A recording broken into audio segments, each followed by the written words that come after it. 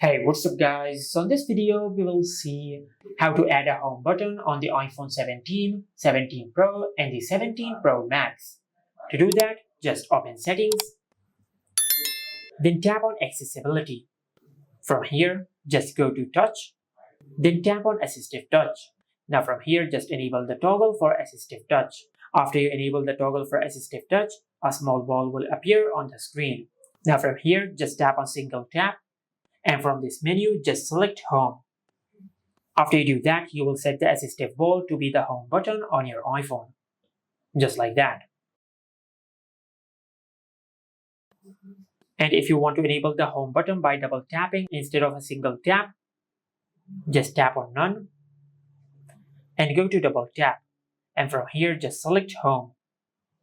And by doing that, you will be able to go to the home screen by double tapping instead of a single tap.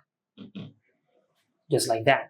And this is how you can add home button on the iPhone 17, 17 Pro and the 17 Pro Max. Make sure to like, comment and subscribe. Thank you for watching.